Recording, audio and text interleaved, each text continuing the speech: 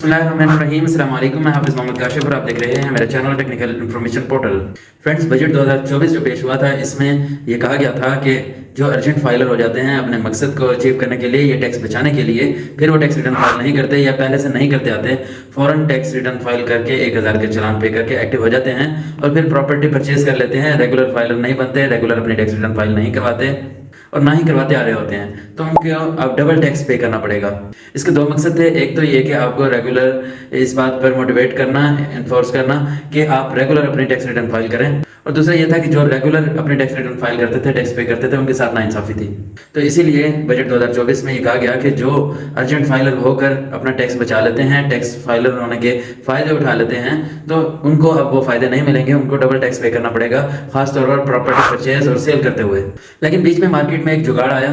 लोग क्या करते थे, अपने आप को बैक डेट में फाइलर करवाने लग गए। बैक डेट में फाइलर हो रहे थे बड़ी आसानी के साथ, यानी कि चंद एक पैसे देते थे वो कंसल्टेंट्स को, और कंसल्टेंट्स के थ्रू वो बैक डेट फाइलर हो रहे थे। अब इसको एफबीआर के लोग कर रहे थे या बाहर के लोग कर रहे थे, जो भी कर रहे थे, उससे क्या हो रहा था कि वो बैक डेट फाइलर हो जाते थे, अपना डबल टैक्स बचा लेते थे। उन्हें फाइलर ही की तरह सिंगल टैक्स पे करना पड़ता था, क्योंकि ये इलीगल काम था। एफबीआर की तरफ से इस तरह की कोई इंस्ट्रक्शन नहीं थी, ना ही कोई इस तरह की बैक डेट फाइलर होने की कोई सर्विसेज थी।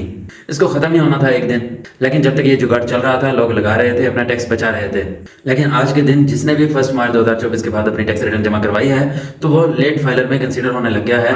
बाकायदा लेट फाइलर का वर्ड वहाँ पर यूज़ हो रहा है। अगर आप अपनी टैक्स रिटर्न चेक करें, अगर आपने अपनी टैक्स रिटर्न 1 मार्च 2024 के बाद में जमा करवाई है, यानी कि मैं टैक्स रिटर्न 2023 की बात कर रहा हूँ, जिससे आप एक्टिव होते हैं, यानी पिछले साल की टैक्स रिटर्न अगर आपने 1 मार्च 2024 के बाद जमा करवाई है, तो आपकी प्रोफाइल पर लेट फाइलर लिखा हुआ आ रहा है। अगर आपने 1000 का चालान भी पे किया है, अगर 1000 का चालान पे नहीं किया एक्टिव वाला, तब क्या होगा कि वो लेट फाइलर भी लिखा हुआ नहीं आएगा, बल्कि आपका नॉन फाइलर या इनएक्टिव लिखा हुआ आएगा। और इसके साथ ये भी हुआ, जिसके लिए मैंने वीडियो बनाई है, जिन्होंने भी ये सर्विस अवेल कर रखी थी, यानी कि बैक डेट फाइलर करवा रखा था अपने आप को, बैक डेट में अपने आप को फाइलर करवा रखा था और एक्टिव शो हो रहे थे, वो भी अब इनएक्टिव शो हो रहे हैं। अगर उन्होंने 1000 के चालान पे किया था, तो वो लेट फाइलर शो हो रहे हैं, यानी कि उनका बैक डेट फाइलर जो उन्होंने सर्विस अवेल की थी, वो ख़त्म हो चुकी है।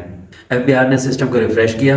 जिन्होंने भी इलीगल ये सर्विस हासिल की थी, उनको वो अब फैसिलिटी नहीं मिल रही। अब उनको भी डबल टैक्स पे करना पड़ेगा। और इसके साथ साथ जो ये सर्विस प्रोवाइड कर रहे थे, फेसबुक पे पोस्ट लगा रहे थे, वो साइबर क्राइम कर रहे थे, उनको भी पकड़ धकड़ शुरू हो गई है, सुनने में ये आ रहा है, और उनके ऊपर भी एक्शन लिया जाएगा।